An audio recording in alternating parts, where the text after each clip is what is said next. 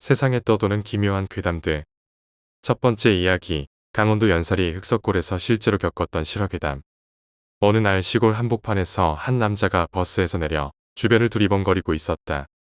그러다 한 아주머니가 지나가자 남자는 물었다. 99번 버스를 타야 하는데 여기서 타는 건가요? 그러자 아주머니는 살짝 놀라며 말했다. 왜? 친한 친구가 부대에 있는데 오늘 첫 면회라서요.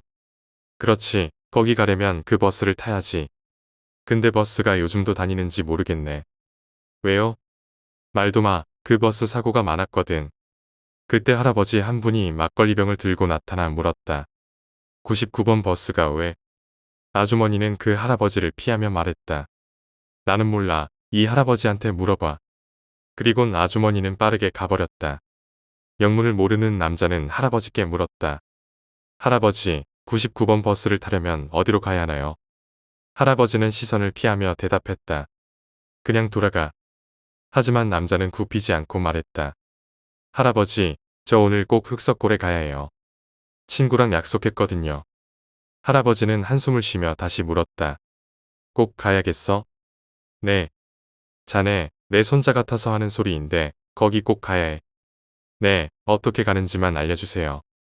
할아버지는 한 장소를 알려주었고 남자는 찝찝했지만 밤이 되어 할아버지가 알려준 곳에서 버스를 기다렸다.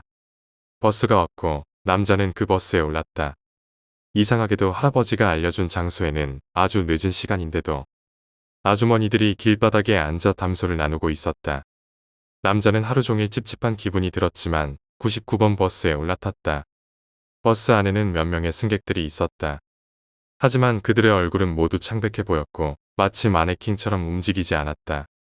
남자는 자리에 앉아 창문을 열려 했지만 뒤에 앉아있던 아주머니가 그 창문을 닫아버렸다. 남자는 뒤돌아보며 아주머니를 쳐다보았지만 아주머니는 굳은 표정으로 그를 응시했다. 남자는 이상하게 생각했지만 오늘은 피곤했던 탓에 깜빡 잠이 들었다. 잠에서 깨어 뒤에 있던 아주머니에게 물었다. 아주머니, 죄송한데 혹시 흑석골 지났나요? 그러나 아주머니는 아무 대답도 하지 않고 무표정하게 앞만 보고 있었다.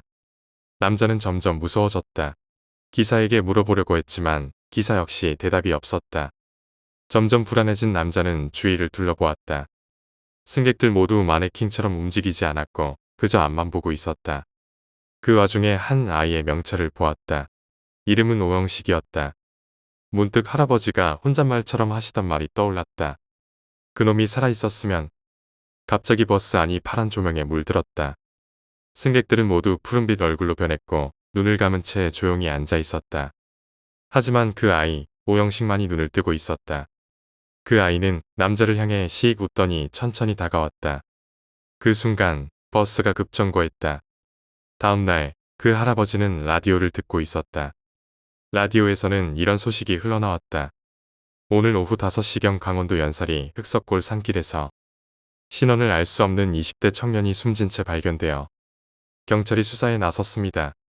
숨진 남자는 평상복 차림의 등산 가방을 메고 있었고 할아버지는 라디오를 끄고 옷주머니에서 사진 한 장을 꺼내들었다. 그 사진은 한 아이의 사진이었다. 영식아, 이제 그만 좀 해라. 이게 도대체 몇 번째니? 두 번째 이야기, 흉가 속 귀신 가족의 비밀. 내 친구 중 귀신을 보는 친구가 있었다. 그리고 나는 당시 귀신을 실제로 매우 보고 싶어 했던 어리석은 아이였다. 그래서 그 친구랑 길을 걸어가다 공사장이나 빈집, 허름한 건물이 보이면 저기에 귀신 있어? 저기는 하고 수시로 물어봤다. 그 당시에 한 주공 아파트가 재개발되기 전이었는데 아파트 단지도 엄청 크고 오래된 곳이었다. 5층짜리 연탄을 떼던 아파트였는데 그땐 거의 대부분 도시가스였다. 저기는 있어? 있냐고? 그런 것 같다. 난 완전히 기뻤고 들어가서 귀신을 보러 가자며 녀석의 팔을 잡아당겼다. 그러자 친구는 끌려가는 내내 부질없는 짓이라고 말할 뿐이었다. 그 유리창이 깨진 그 집 현관 앞에 가긴 했는데 잠겨 있으면 낭패라고 생각했다. 근데 문이 안 잠겨 있었다. 안에 들어가니 쓰레기장이 따로 없었다. 대충 이사하고 쓰레기만 남겨두고 간 것 같았다. 오후였는데 빛도 잘 안 들어오고 을씨년스러웠다. 귀신 있는 거 맞냐? 어린 여자애 하나 있네. 난 안 보여. 보이겠냐? 이러며 완전 후회하며 밖으로 나가려는데 친구가 날 막았다. 조금 더 있다 나가자. 기다려봐. 왜? 귀신도 안 보이는데. 잔말 말고 기다려. 그리고 그 흉흉한 집에서 40여 분 동안 쓸데없는 대화와 휴대폰으로 문자를 하며 시간을 보냈다. 이제 나가자. 뭐냐?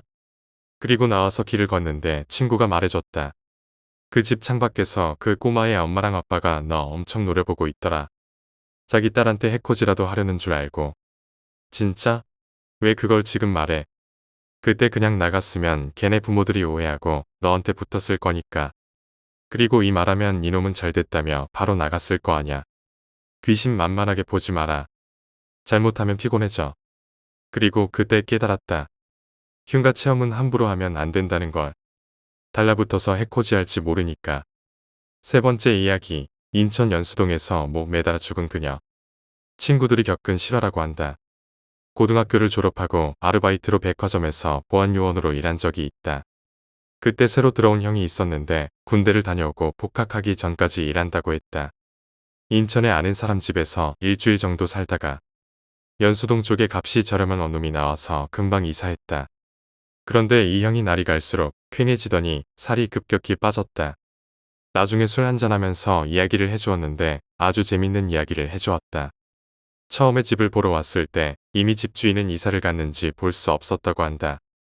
그냥 방 한가운데 의자만 덩그러니 있었다고 한다. 의자가 원목으로 만든 의자였고 생각보다 좋아 보여서 버리기 아까워 그냥 썼다고 한다. 그런데 그날부터 뭔가 이상한 일이 생겼다. 분명 제자리에 잘 두었던 의자가 퇴근 후 집에 돌아오면 다시 방 한가운데 덩그러니 있었다고 한다. 처음엔 자신이 착각했나 싶었는데 계속 집을 비우면 의자가 늘 가운데 와 있었고 하루는 잠을 자다 비그덕비그덕 하는 소리가 들려 깼다. 그런데 방 한가운데에 있던 4발짜리 의자가 흔들리고 있었다고 한다. 그 형은 기분이 나빠져서 그 의자를 바로 갖다 버렸고 새 의자를 샀지만 여전히 외출 후 집에 돌아오면 그 새 의자 또한 방 한가운데 있었다고 한다. 그리고 의자를 버린 그날부터 자고 있는데 무언가 가슴을 스치고 지나가는 느낌이 들어 눈을 떠보니 웬 여자가 자기 가슴 위에 있었다. 밟고 서 있는 게 아니라 공중에 떠서 좌우로 흔들거리고 있었는데 그 발끝이 계속 그 형의 가슴을 스치고 있었다고 한다. 아무튼 저 이야기를 듣고 흥미로워서 귀신 보는 내 친구에게 이야기를 해주었다. 그러자 친구는 지방령이라고 했다. 어떠한 한이나 연유로 떠나지 못하고 그곳에 머물러 있는 영인데 말 그대로 한이 많기 때문에 자신의 구역에 집착이 있어. 자기 구역을 침범하면 물리적인 힘을 가하는 경우가 있다고 했다. 방법은 2가지였다. 지방령을 잘 다독이며 서로 잘 지내던가 아니면 당장 집을 나오는 게 현명할 거라고 말했다. 나는 왜 지방령이 되었을까? 라고 물었고 친구는 그 집에서 매달아 죽은 것 같은데라고 답해 주었다. 네 번째 이야기. 칠레 대지진의 흔적. 대지진이 발생한 칠레에서 귀신이 목격되기 시작했다. 1960년 5월 22일 오후 3시 11분. 칠레 남부 해안가에서 지진이 발생했다. 이는 세계에서 가장 강력한 지진 중 하나였고 해안에서는 높이 25m의 쓰나미가 일어났다. 이로 인해 909명의 사망자가 발생했다. 2010년 IT 대지진에 이어 2월 27일 칠레에서는 초강진이 발생했다. 이로 인해 700명 이상의 사망자가 나왔다. 그리고 2015년 9월 16일 8시경 칠레 산티아고 북쪽 기아펠시 부근에서 강진이 발생했다. 이 지진으로 15명이 사망하고 6명이 실종되었다. 칠레는 영토 전체가 환태평양 지진대에 속해 있어 일본처럼 크고 작은 지진과 화산 폭발이 자주 발생한다. 그런데 칠레의 한 뉴스 매체에서는 대지진이 발생해 많은 사람들이 한꺼번에 죽은 장소에서 귀신이 목격된다고 보도한 적이 있다. 그 장소에서는 밤마다 귀신들이 나타나 주민들이 공포에 떨었다고 한다. 귀신이 자주 목격되는 곳은 지난 2월 27일 30명이 한꺼번에 목숨을 잃은 산티아고 남쪽 30km 떨어진 해변 도시 콘스티투시온의 카르데날 라울 실바 헨리퀘즈 다리였다. 이곳에서는 밤마다 그림자처럼 보이는 반투명의 귀신들이 다리를 건너는 모습이 목격되었다. 이에 주민들은 억울하게 숨진 지진 피해자들의 영혼들이 자신들의 시신을 찾아 묻어달라고 호소하는 것이라고 주장했다. 당시 다리 복구 공사를 하고 있던 인부들은 귀신이 출몰하는 지점에 가까이만 가면 휴대폰이 먹통이 되거나 고장이 난다고 말했다. 또한 사람들이 죽은 지역에서는 밤마다 어른과 어린이들이 우는 소리가 들려 잠을 설치는 일이 있었다. 그러나 심리학자 리카르도 피규에로하는 주민들이 스트레스를 많이 받아 겪는 정신병의 일종이라며 대참사가 발생한 지역에서 많이 나타나는 증상이라고 주장했다. 칠레에서 계속 목격되는 귀신 소동들이 단순한 정신병의 해프닝인지 아니면 정말로 영혼이 나타나는 것인지는 여전히 미스터리로 남아있다. 다섯 번째 이야기, 인현동 화재와 연관된 라이터. 고등학교 1학년 때 일이다. 비가 겪은 이야기다. 비는 나중에 빙의까지 당할 정도로 몸이 허약한 놈이었다. 그때 인현동 호프집 화재 사건 이후 학교나 인천 분위기가 좀 흉흉했다. 우리 학교 동기들 중 5명이나 죽었다. 언제나 말했듯이 우리 패밀리들은 모범생이 아니었다. 비가 수업 중 화장실에 가고 싶다고 거짓말하고는 화장실에서 담배를 피우러 갔다. 그때 우리 학교 4층은 1학년만 쓰고 있었다. 화장실 맨 마지막 칸이 닫혀 있었고 칸막이 위로 담배 연기가 스멀스멀 올라왔다. 비는 수업 시간에 담배를 피우러 오는 놈이 있다며 투덜대면서 자기도 똑같이 옆 칸으로 들어갔다. 그리고 자켓에서 담배를 꺼내 불을 붙이려는데 라이터에 부싯돌이 빠져 있어 불이 붙지 않았다. 그래서 옆 칸에 있는 놈에게 라이터 좀 빌려줘 라고 했더니 옆 칸에서 말없이 칸막이 아래로 라이터가 쓱 밀려왔다. 고맙다. 비는 불을 붙이고 칸막이 아래로 다시 라이터를 밀어주었다. 그리고 담배를 빠른 속도로 피운 뒤 마무리했는데 옆 칸 놈은 나가는 소리가 들리지 않았다. 별 생각 없이 화장실 칸에서 나왔는데 닫혀있던 칸은 열려 있었고 라이터도 칸막이 쪽 바닥에 덩그러니 놓여 있었다. 뭐야, 언제 나간 거야? 비는 라이터도 망가졌는데 잘 됐다고 생각하며 그 라이터를 주머니에 넣고 교실로 돌아갔다. 점심시간에 친구 무리와 이런저런 수다를 떨고 있는데 비가 갑자기 화장실에 가고 싶다며 다시 화장실로 향했다. 화장실에 도착한 비는 담배에 불을 붙이고 쭈그려 앉았는데 머리에 자꾸 파리가 앉는 듯한 느낌이 들었다고 한다. 그러다 무의식적으로 위를 봤는데 시꺼먼 놈이 위에서 비를 향해 손을 뻗고 있었다고 한다. 비는 너무 놀라서 볼 일이고 뭐고 바지를 얼른 축혀 올리고 비명을 지르며 교실로 달려왔다. 우리 친구들은 바지도 덜 올린 상태로 달려오는 비를 보고 비웃었다. 그런데 그때 우리 중 유일하게 웃지 않았던 귀신 보는 친구가 비를 보더니 너 뭐 이상한 거 가지고 있냐? 라고 물었다. 비는 당황해서 아무것도 없다고 했다가 조금 진정되더니 라이터 하고는 라이터를 꺼내 보였다. 그 라이터엔 라이브라고 써져 있었다. 인현동에 불이 났던 곳이 라이브 호프집이었다. 귀신 보는 친구가 야 이거 어디서 났냐? 라고 묻자 비는 아까 있었던 일을 말했다. 귀신 보는 친구는 얼른 그 라이터를 다시 그 칸에 놔두라고 했고 비는 무서워서 나에게 같이 가자고 했다. 그렇게 비와 나는 다시 그 라이터를 그 칸에 놔두고 나왔다. 다음 날 다시 찾아가 보았을 때 라이터는 없었다. 여섯 번째 이야기, 밤마다 반복된 죽음의 버스. 꿈에 관심이 좀 있으신 분들은 아실 거예요.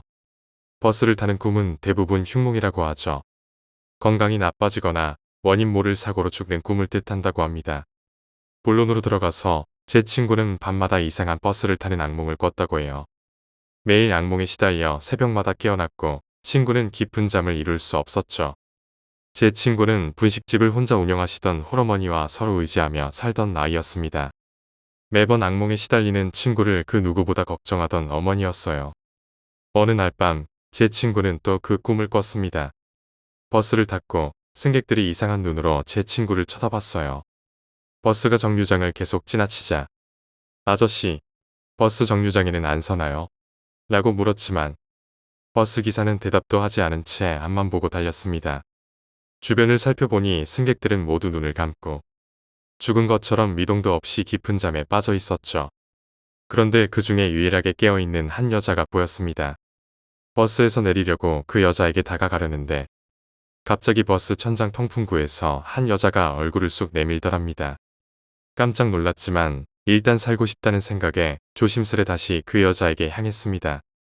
그리고 그 여자의 손을 붙잡고 저 좀 내려주세요 라고 말했는데 그 여자가 손을 잡아주더니 놔주질 않더랍니다. 그때 갑자기 나타난 어머니가 버스를 막아섰고 버스에 올라타서 제 친구를 여자에게서 떼어내더니 버스 밖으로 밀어냈습니다. 그러고는 제 친구 대신 어머니가 그 여자에게 붙잡혔습니다. 팔이 꺾인 상태로 말이죠. 어머니는 얼른 도망가 라는 말만 남기고 버스는 출발해버렸습니다. 어머니의 비명소리에 꿈에서 깬 제 친구는 어머니가 자고 있는 방으로 달려갔어요. 하지만 어머니는 대답이 없으셨습니다. 제 친구는 어머니를 흔들어 봤지만 몸은 차갑고 미동이 없으셨어요. 불을 켜보니 어머니는 꿈에서 그 여자에게 팔이 꺾여 잡혔던 자세 그대로 돌아가셨더랍니다. 7번째 이야기, 피범벅든 만화책과 구더기. 만화가게는 지하 1층에 위치해 있었고 가게 주인은 인수한 지 한 달밖에 안 되었다. 아이들이 만화책을 몇 권 보나 감시하면서 짜장면을 먹던 중 가게 주인은 이상한 것을 발견했다. 바로 구더기였다. 곧바로 중국집에 전화를 걸어 항의했지만 중국집은 책임이 없다며 전화를 끊어버렸다. 구더기 사건도 잠시 가게 주인은 아이들이 만화책을 몇 권 봤는지 장부에 체크하던 중 건물주가 찾아오자 이달치 가게세를 내어주었다. 그러던 중 한 여자아이가 만화책을 집어던지며 비명을 질렀다. 만화책 안에 구더기가 있었기 때문이다. 이를 본 건물주는 가게 주인에게 청소를 잘하라며 핀잔을 주고 가게를 나갔다. 며칠 후 어느 학부모가 만화가게로 찾아와 화를 냈다. 아들이 빌려간 만화책에 구더기가 있어서 집안이 구더기로 가득 찼다고 항의했다. 가게 주인은 샤워를 하고 다시 만화가게로 돌아왔지만 뭔가 이상한 기분이 들었다. 한쪽 구석에서 아이들이 몰떨고 있었다. 다음 날 가게 주인은 건물주에게 불려가 싫은 소리를 들었다.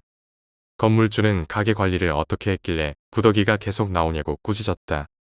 이에 가게 주인은 죽은 쥐 시체에서 구더기가 나왔으며 매일 청소를 하지만 구더기가 계속 나온다고 하소연했다. 다시 가게로 돌아온 주인은 아이들과 함께 TV를 보며 스포츠를 시청하고 있었다. 그 순간 갑자기 정전이 되었다. 주인은 성냥을 켜서 주변을 밝혔고 그때 짜증을 내고 있던 여자아이 옆에 누군가 서 있는 것을 발견했다. 하얀 블라우스를 입고 얼굴이 썩어 있는 여자의 모습이었다. 놀란 여자아이가 소리를 지르려던 순간 전기가 다시 들어왔고 그 여자는 감쪽같이 사라졌다. 며칠 뒤 가게 주인은 마지막 손님을 보내고 가게 불을 끄려던 찰나 그 여자가 또 나타났다. 놀란 주인은 황급히 집으로 도망쳤고 다음 날 날이 밝자마자 건물주를 불러 자초지종을 설명했다. 그러나 건물주는 헛소리하지 말라며 짜증을 냈다. 그때 가게에서 또다시 비명소리가 들려왔다. 한 여고생이 만화책을 보고 비명을 질렀는데 피가 범벅된 만화책을 본 것이다. 주인은 피가 묻어있던 만화책을 치웠지만 그 자리에는 검붉은 자국이 남아 있었다. 놀란 건물주와 주인은 만화책장을 드러냈는데 그 안에는 한 여자의 시체가 있었다. 여자의 손에는 주민등록증이 쥐어져 있었다. 그제야 구더기가 생긴 이유와 이상한 냄새의 원인이 밝혀졌다. 시체는 이 주인이 가게를 인수하기 전 만화가게 전 주인이었다. 건물주는 그 주인이 월세도 내지 않고 사라졌다고 말한 적이 있었다. 이 여자 주인이 죽은 이유는 한 달 전 손님비 때문이었다. 비는 그다지 특별하지 않은 사람이었지만 만화가게 주인을 짝사랑하고 있었다. 그날도 어김없이 비는 통금 시간이 다가오던 늦은 시간에 만화가게를 찾아왔다. 만화책을 빌려 나가려던 비는 문 밖에서 주인을 지켜보다 다시 만화가게로 들어왔다. 주인과 실랑이를 벌이던 중 비는 주인을 밀쳤고 주인은 테이블 모서리에 머리를 부딪혀 죽고 말았다. 당황한 비는 주인의 시체를 만화책장 뒤에 숨겼다. 그렇게 만화가게 여주인은 억울한 죽음을 맞이했다. 그동안 일어났던 모든 이상한 사건은 억울한 여주인이 자신의 죽음을 밝히고 싶어 벌어진 일이었다. 8번째 이야기, 이상민이 만난 의문의 검은 남자. 탤런트 이상민 씨가 겪은 일이다. 그날도 밤늦게 방송국에서 일을 한 후 같은 동네에 살고 있던 정복임 선배와 차를 타고 동행했다. 선배를 태워드리고 다시 집으로 향했다. 며칠 전 선배를 내려주고 집으로 가던 이상민은 자기도 모르는 사이에 길을 잃었다. 늘 같은 길인데 가다 보니 한강 고소부지였다. 앞으로 더 이상 갈 수 없는 막다른 길이었다. 막다른 길에 차를 세웠더니 갑자기 안개가 자욱해졌다. 그리고 검은 옷을 입은 한 남자가 서 있었다. 황급히 차를 돌려 도망쳤고 집에 도착했다. 어느 날부터인가 서울 용산구 동부 이촌동 강변도로를 달리다가 뭔가에 홀린 듯 어느 특정 자리에 들어서면 자신도 모르게 그 한강 부지에 서 있었다. 또 사방이 어두컴컴해지더니 안개가 생겼고 검은 옷을 입은 남자가 서 있었다. 처음에는 밤을 새우고 녹화를 끝내서 피곤한 탓이라 생각했지만 그 후에도 같은 일이 반복되었다. 또 어느새부턴가 집에 혼자 있을 때면 그 검은 옷을 입은 남자가 나타났다. 며칠 후 혼자만의 시간을 여유롭게 즐기다가 밤이 되니 다시 무서워졌다. 문이 잘 잠겼는지 다시 한번 확인하고 잠들기 전 방문까지 걸어 잠근 뒤 잠자리에 누웠다. 그런데 누군가 만지는 듯한 느낌의 잠에서 깼지만 눈을 뜰 수 없었다. 순간 누군가 목을 졸라왔고 밀쳐내고 싶었지만 꿈쩍도 할 수 없었다. 이제는 죽나 싶었는데 도대체 누군지 확인이라도 하고 싶은 마음에 눈을 겨우 떴다. 그리고 그 상대는 요 며칠 계속 보였던 그 남자였다. 기절했고 눈을 떴을 때는 아침이었다. 꿈이라고 생각하기엔 너무 생생했다. 또한 희미하게 목이 졸렸던 상처가 남아 있었다. 그리고 집 여기저기에 흔적들이 보였다. 하지만 방문과 현관문은 그대로 잠겨 있었다. 사람이었다면 나간 흔적이 있어야 했다. 도대체 그 사람은 누구였는지 아직도 의문이다. 9번째 이야기, 병실에서 겪은 간호사 귀신. 내가 중학생 때 일이다. 당시 나는 교통사고를 당해 복숭아뼈가 부러져 병원에 입원하게 되었다. 내 기억으로는 대학병원이 아니었고 5층짜리 크지도 작지도 않은 병원이었어.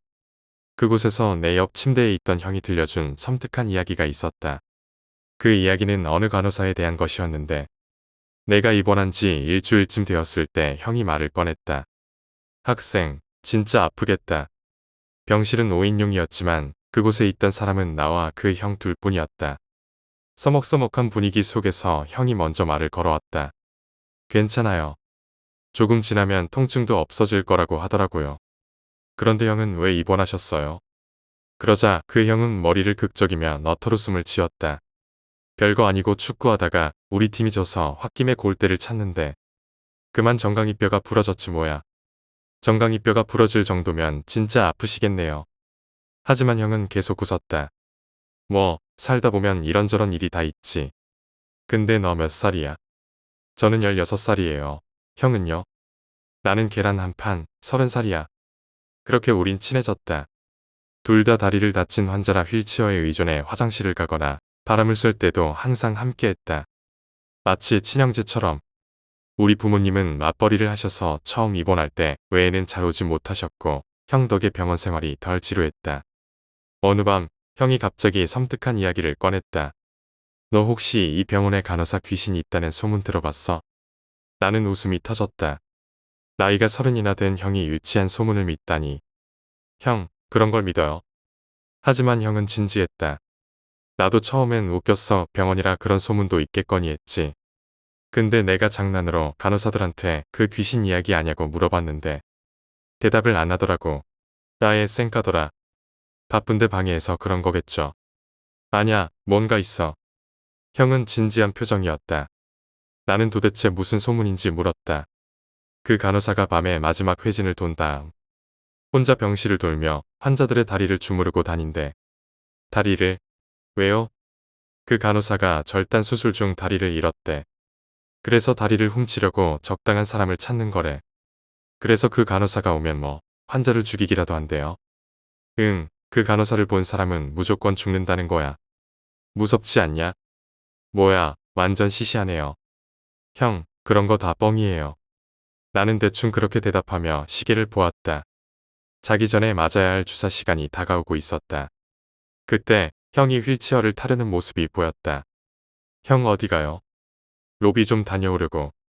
형은 병실을 나갔다. 그러고 보니 형은 주사 맞을 시간이 되면 항상 병실에서 사라지곤 했다. 그저 주사를 무서워하는 줄 알았다. 그 후 간호사가 내게 다가와 물었다. 다리는 좀 괜찮아요? 많이 아프죠? 이제 좀 괜찮아요. 간호사는 다행이라는 듯 미소를 지으며 물었다. 그나저나 저녁마다 여자친구랑 통화하나 봐요. 네? 저 여자친구 없는데요. 나는 머쓱한 표정으로 대답했다. 그러자 간호사는 내 팔에 소독약을 바르며 다시 물었다. 밤마다 굉장히 기분 좋아 보이던데 누구랑 통화하시는 거예요? 나는 혼란스러웠다. 통화하는 게 아니라 옆자리 형이랑 이야기한 건데 많이 시끄러웠나요? 조용히 할게요. 간호사는 나를 쳐다보며 무표정하게 말했다. 무슨 소리예요? 여기 학생 혼자뿐인데. 혹시 친구가 면회 왔어요? 아니요, 혼자라뇨. 옆자리에 있던 A형이. 나는 말문이 막혔다. 순간 형이 밤마다 내 다리를 주물러 주었던 것이 떠올랐다. 그때 병원 복도에서 비상벨이 울렸고 간호사는 주사를 다 놓지도 않고 황급히 병실을 나갔다. 그리고 그날 밤 A형은 돌아오지 않았다. 그 다음 날도 또 그 다음 날도 내가 퇴원할 때까지도. 퇴원하기 직전 간호사가 내게 말했다. 예전에 이 병원에서 남자 간호사가 다리를 절단하는 사고를 당하고 과다출혈로 사망했대요. 믿거나 말거나 다리를 다친 환자 중에 그 남자를 보았다는 사람들이 있대요. 그 간호사가 회진 후 병실을 돌아다니며 다리를 주물러주고 간 사람들은 회복 속도가 빨라서 빨리 퇴원한대요. 10번째 이야기, 검은 차에 타라는 이상한 아주머니.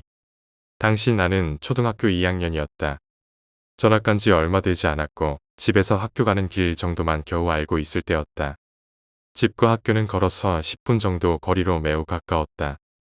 그때 살던 아파트는 약간 높은 곳에 있었다. 그래서 집에서 학교를 가려면 큰 내리막길을 내려가야 했다.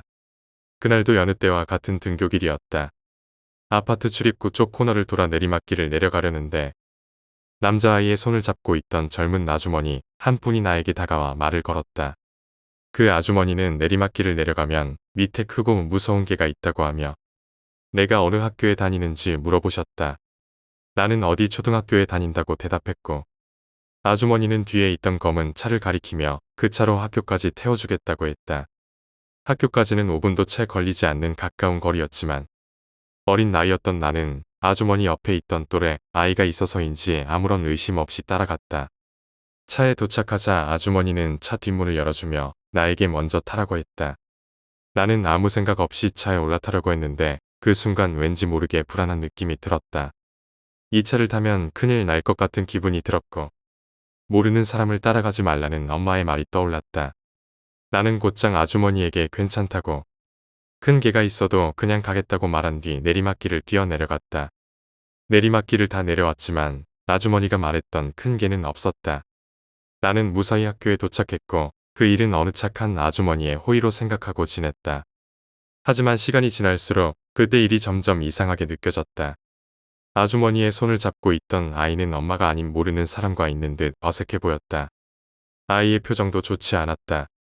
보통 엄마들은 자신의 아이를 먼저 차에 태우기 마련인데 아주머니는 같이 있던 아이는 뒷전으로 하고 나를 먼저 태우려 했다. 또 내리막길 밑에 큰 개가 있었다면 아주머니는 이미 그 길을 내려갔다가 다시 올라온 셈인데 왜 굳이 아이를 데리고 올라와 차로 태워 학교까지 가겠다고 했을까? 아래쪽에 사는 사람이었다면 주차를 위해 하는 것도 이상했다. 그리고 아주머니의 손을 잡고 있던 아이는 정말 그 아주머니의 아들이었을까? 11번째 이야기, 저수지의 밤. 오랜 시간 끝에 가입한 낚시 카페에서 알게 된 낚시 소년. 하지만 실제로 만난 낚시 소년은 아이디와는 정반대의 외모였다. 29살인 나보다 훨씬 나이가 들어 보였다. 웃을 때마다 보이는 눈가의 주름과 훌렁 벗겨진 이마, 볼록한 아랫배를 보니 영락없는 40대 중후반의 아저씨 같았지만 나와 3살 차이밖에 나지 않았다. 이렇게 실제로 만나서 낚시도 같이 하고 기분 좋네요. 낚시가 처음이라 하셨죠? 제가 밤낚시의 진정한 재미를 알려드릴게요. 그는 뭐가 그리 즐거운지 흥얼거리며 말했다. 그리고 낚시 초보인 나로서는 알아들을 수 없는 이야기를 낚시터로 가는 내내 했다. 덕분에 그가 운전하는 차는 과속을 하고 신호 위반도 했다. 다행히 한적한 곳이라 단속도 없고 차도 별로 없어서 다행이었다. 그래도 꽤 가까운 곳에 사는 분을 만났네요. 원래 다른 카페 회원들이랑 만나려면 제가 많이 움직여야 하거든요. 근데 상호 씨는 이 근처에 사시나 봐요? 처음으로 용태 씨가 내게 개인적인 질문을 했다. 네, 이 근처에 살아요. 근처에 사는 회원은 처음이네요. 근데 실례지만 무슨 일 하시는지 여쭤봐도 될까요? 말씀하기 싫으시면 안 하셔도 돼요. 공무원입니다. 공무원이라 부럽네요. 고정 수입과 칼퇴근이 보장되니까. 퇴근하고 저녁에 낚시하시면 딱이네요. 근처에 좋은 저수지도 있잖아요. 공무원이라고 다 좋진 않아요. 어떤 공무원이냐에 따라 다르니까요. 그렇긴 하죠. 그래도 이렇게 경기가 안 좋을 때 고정 수입이라는 것 자체가 얼마나 든든합니까? 어색함을 무마하기 위한 대화가 오가는 사이에 차는 어느덧 우리가 밤 낚시를 하게 될 저수지에 도착했다. 용태 씨는 낚시터에 도착하자마자 뒷 트렁크를 열더니 낚싯대, 낚시 받침대, 작은 의자, 망 등 여러 가지 낚시 용품들을 꺼냈다. 나 역시도 트렁크에 두었던 낚시 용품들을 꺼냈다. 물론 아는 분께 모두 빌린 것이었다. 초보자신데 좋은 낚싯대 쓰시네요. 아는 분께 급하게 빌렸습니다. 굉장히 친한가 보네요. 원래 낚싯대는 잘 안 빌려주는데 워낙 급했거든요. 낚시 가방에 용품들을 넣고 터로 향하는 길에 간판 하나가 보였다. 개통 저수지. 개통 저수지면 네, 맞아요. 시체가 발견된 곳이에요. 그래서 근래에 사람들이 많이 안 와요. 아직 범인이 안 잡혀서 위험해서 안 오는 것 같아요. 근데 저는 사람이 없으니 조용해서 더 좋더라고요. 용태 씨는 내 말을 끊고 설명했다. 범인이 누군지 거의 알아냈다던데요. 예, 경찰들이 수사망을 많이 좁혔다니 곧 잡히겠죠? 네, 빨리 잡혔으면 좋겠네요. 짐을 어느 정도 내려놓고 용태 씨는 자신이 가져온 떡밥을 내게 보여주며 자랑했다. 상호 씨, 낚시에선 떡밥이 정말로 중요해요. 그리고 이게 내가 특별히 만든 떡밥이에요. 제대로 배 앞에서 적당한 위치에 떡밥이 풀려서 잡어 말고 큰 놈들이 잘 낚일 거예요. 오늘 이걸로 대박 큰 놈을 한번 낚아봅시다. 용태 씨는 내게 친절히 설명했지만 무슨 말인지 잘 몰랐고 무엇보다 나는 떡밥에는 별로 관심이 없었다. 떡밥을 준비한 용태 씨는 낚싯대를 만지작거리며 콧노래를 부르고 있었다. 준비 과정 하나하나가 즐거우신가 봐요. 나도 내 낚싯대를 만지작거리며 물었다. 물론 나는 아무것도 할 줄 몰라 그냥 만지기만 했다. 그럼요, 제 취미인데. 게다가 오늘은 상우 씨도 계시니 대박 날 것 같은 느낌이 들어요. 용태 씨와 다르게 저한테는 이 낚시가 일이에요. 사실 이렇게 낚시를 하게 된 것도 다 일 때문이에요. 아하, 그랬군요. 죄송해요. 제가 가르쳐 드린다고 하면서 신경을 못 썼네요. 제가 가르쳐 드릴게요. 그나저나 직장 상사가 낚시를 좋아하나 봐요. 그런 뜻은 아니었지만 내가 하고 있는 낚시는 처음부터 끝까지 일이었다. 나는 그저 신호가 언제쯤 올지 기다렸다. 그 사이에 용태 씨는 꽤 많은 물고기를 잡았다. 정말 많이 잡으셨네요. 아니요, 이 정도는 잡은 것도 아니죠. 오늘 더 큰 놈을 낚을 거니까요. 한 마리도 못 낚은 나는 괜히 심술을 부렸다. 아니에요. 오늘은 분명히 대박 날 거예요. 완전히 깜깜해졌을 무렵 배가 고파졌는지 용태 씨는 라면을 찾기 위해 가방을 뒤적거렸다. 이런, 라면을 안 가져왔네요. 조금만 가면 근처에서 라면을 살 수 있으니까 기다리세요. 기다리시면 제 낚싯대도 좀 봐주시고요. 그리고 혹시 모르니까 수상한 사람도 조심하세요. 용태 씨는 그렇게 말하고 랜턴을 들고 라면을 사러 갔다. 밤하늘과 낚싯대를 번갈아 보며 기다리는데 어떤 검은 모자를 쓴 아저씨가 내 곁으로 다가왔다. 안녕하세요. 그런데 위험한데 여기서 혼자 뭐 하세요? 아저씨는 근처에 자리를 잡으며 내게 말을 걸었다. 일행은 라면 사러 갔어요. 나는 대수롭지 않게 생각하며 말했다. 살인사건이 일어난 곳인데 겁도 안 나세요? 그럼 아저씨는요? 겁 안 나세요? 저야 자주 오니까 괜찮은데 그쪽은 처음인 것 같은데. 그렇군요. 저는 처음이에요. 피치 못할 사정으로 왔어요. 그래요? 근데 저기 뭐 걸린 것 같은데요? 아저씨는 용태 씨의 낚싯대를 가리키며 말했다. 이럴 땐 어떻게 해야 하나요? 나는 아저씨에게 도움을 청했다. 완전 초보인가 보네요.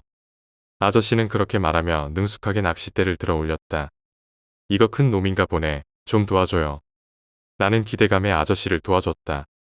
있는 힘껏 들어 올리자 거대한 무언가가 수면 위로 드러났다. 그것은 퉁퉁 불어터진 사람의 시체였다. 나는 놀라 손에 힘이 풀렸다. 시체는 다시 물속으로 빠져들어갔다. 시체를 처음 본 건 아니지만 나는 꽤 놀라 엉덩방아를 찢으며 넘어졌다. 방금 봤죠? 네, 시체. 이거 살인사건이 또 일어났나 보네요. 여기서 지키고 있어요. 일단 시체가 아직 낚싯대에 걸려 있으니 저는 신고 좀 하고 올게요. 그리고 저기 어떤 사람 보이죠? 잘 감시해보세요. 저 사람이 범인 같거든요. 아저씨는 그렇게 말하고는 랜턴을 들고 달려갔다. 경찰에 신고하러 가실 필요 없는데요. 내가 말했지만 이미 아저씨는 떠나고 없었다. 핸드폰을 만지작거리는데 어둠이 짙게 깔리는 느낌이 들었다. 나는 아저씨의 말대로 저 멀리 낚시를 하고 있는 사람을 바라봤다. 정말로 아저씨 말처럼 어떤 사람이 쭈그리고 앉아 낚시를 하고 있었다. 나는 그 사람에게 천천히 다가갔다. 제법 가까이에서 바라봤지만 그 사람은 전혀 움직이지 않았다. 두 마리다. 앉아있던 그 사람이 낮은 목소리로 말했다. 네, 두 마리다. 나는 그의 옆에 있던 통을 쳐다봤다. 어두워서 잘 보이지는 않았지만 물고기 두 마리가 들어있었다. 그가 나를 경계하는 건가 싶어서 말했다. 저는 낚시와 물고기에는 관심 없어요. 두 마리다.